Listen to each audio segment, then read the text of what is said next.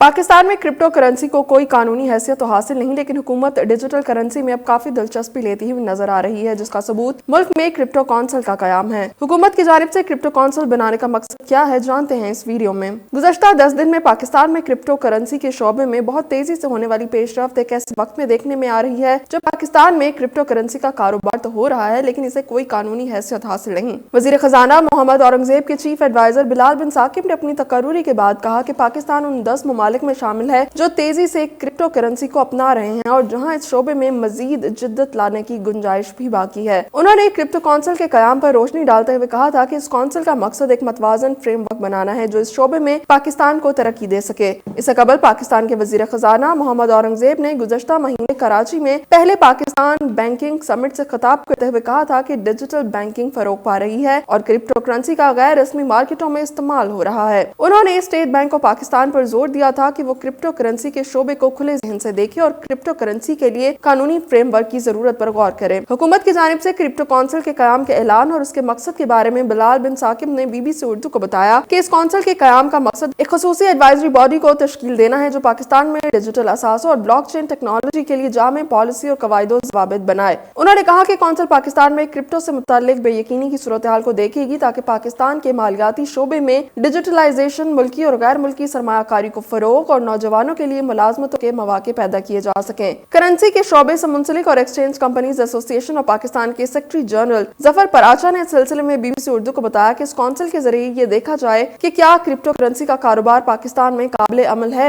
इस पर तजवीज़ दी जाएंगी और फिर कानून साजी की जाएगी। उन्होंने कहा कि अभी पाकिस्तान में क्रिप्टो करेंसी को कानूनी हैसियत हासिल नहीं, लेकिन इसमें बहुत ज्यादा दिलचस्पी है क्योंकि इसमें लोगों की सरमायाकारी हुई है। इसके अलावा ग्रे मार्केट का बिजनेस भी इसके जरिए ही हो रहा है, जैसे पैसे की मुंतकली, असलहे की खरीदारी और दूसरे गैर कानूनी काम। पाकिस्तान में क्रिप्टो काउंसिल के कयाम की जरूरत क्यों पेश आई, इसके बारे में पूछे गए सवाल का जवाब देते हुए बिलाल बिन साकिब ने बताया कि पाकिस्तान की डिजिटल असासाजात मार्केट, जिससे 10 लाख से ज्यादा पाकिस्तानी मुंसलिक हैं, बहुत तेजी से फरोग पा रही है। ताहम पाकिस्तान में अभी तक इस पर कानून वाज़ा नहीं है। लेकिन आखिर क्रिप्टो काउंसिल के कयाम से मुल्क को क्या फायदा हासिल होगा, इस बारे में बिलाल साकिब कहते हैं कि एक बेहतरीन रेगुलेटरी फ्रेमवर्क पाकिस्तान में डिजिटल असासों के शोबे में गैर मुल्की सरमायाकारी को ला सकता है। दुबई में प्रॉपर्टी टोकनाइजेशन में $1 अरब और हांगकांग में $6 अरब की टोकनाइज्ड ग्रीन बॉन्ड जाहिर करती है कि वाज़ेह रेगुलेटरी फ्रेमवर्क कैसे सरमायाकारों के एतमाद में इजाफा करता है। वजीर खजाना के चीफ एडवाइजर का मजीद कहना था कि मुत्तहदा अरब अमारात में क्रिप्टो करेंसी में सिर्फ एक साल जुलाई 2023 से जून 2024 में $30 अरब